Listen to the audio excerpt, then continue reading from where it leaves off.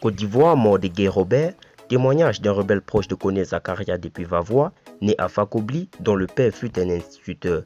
Plus de détails après le générique.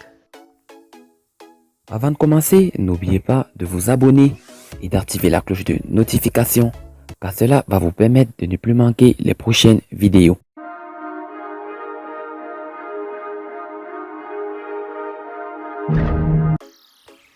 Au moment où on cherchait la cachette du général Gué, l'ambassadeur de la France en Côte d'Ivoire pendant la crise, Renaud Vignal était en contact avec Doué Mathias, nous appela pour nous dire que le général Gué s'était caché à la cathédrale.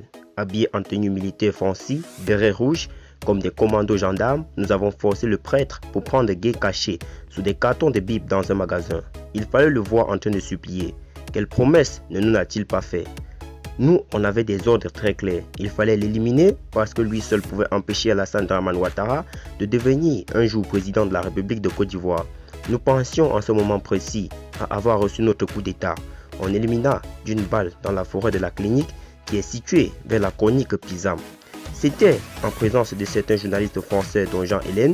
Nous avons appelé Lida Moïse pour l'intermédiaire qui sévère de Guillaume Soro pour brouiller les pistes pour lui faire croire que Gué dirigeait un groupe de rebelles dans la forêt du Banco. Et c'est Sheriff Ousmane qui a fait aussi croire à Lida que Gué était chez lui dans sa zone qu'il dirigeait les opérations. Pourtant, il n'y était pas. Nous avons fait de la diversion aujourd'hui, voilà pourquoi le régime RDR accuse le pouvoir Gbagbo après la prise du pouvoir par la guerre. Tout le monde accuse le pouvoir Gbagbo, pourtant il n'est pas responsable.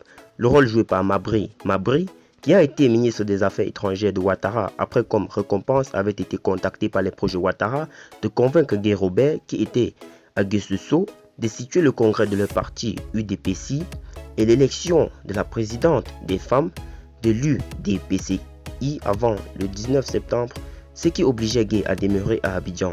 C'est ce qui fit et lui Mabri devait être aidé par les proches de Ouattara pour devenir président de l'UDPCI plus tard. La première somme qu'il a reçue est de 500 millions de francs CFA. La deuxième est de 300 millions de francs CFA afin d'implanter son parti et d'avoir le contrôle.